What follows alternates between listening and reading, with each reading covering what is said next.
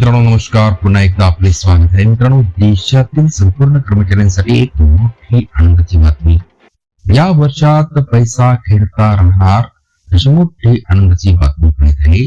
जाणून घ्या सविस्तर ही बातमी या व्हिडिओच्या माध्यमातून. त्या कथा शॉर्टकट पाहून चॅनल आपण सबस्क्राईब करा नसेल तर सबस्क्राईब करा, व्हिडिओला लाईक करा आणि ही मोठी बातमी आपल्या सर्व मित्र मैत्रिणींना सुद्धा शेअर करायला विसरू नका.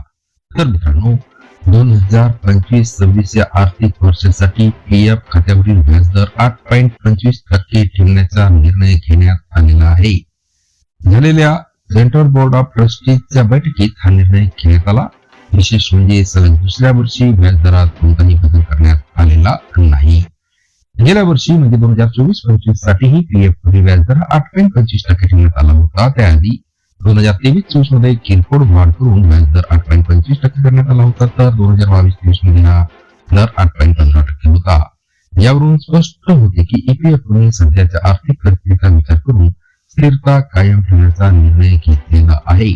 अंतिम मंजुरीनंतर खात्यात जमा होणार व्याज. मित्रांनो, सेंट्रल बोर्डाच्या बैठकीत निर्णय झाल्यानंतर हा प्रस्ताव आता अर्थ मंत्रालयाकडे मंजुरीसाठी पाठवण्यात जाणार आहे.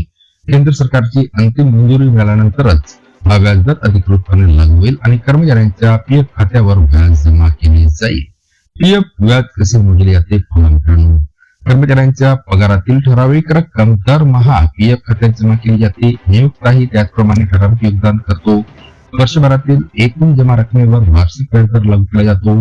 आर्थिक वर्ष संपल्यानंतर हे व्याज खात्यात जमा केले जाते. जर व्याजदर जास्त असेल तर दीर्घकालीन बचतीवर अधिक परतावा मिळतो. त्यामुळे नोकरी सोडताना किंवा निवृत्तीनंतर मिळणारी एकूण रक्कम ही वाढते. कोट्यवधी कर्मचाऱ्यांना दिलासा.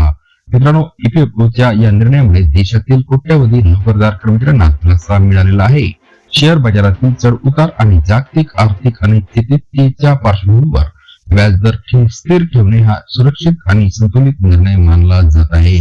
कर्मचाऱ्यांसाठी याचा काय अर्थ पहा मित्रांनो. तुमची पीएफ बचत सुरक्षित आहे. सलग दुसऱ्या वर्षी 8.25 इतका चांगला परतावा मिळणार आहे. निवृत्ती निधीमध्ये सातत्याने वाढ.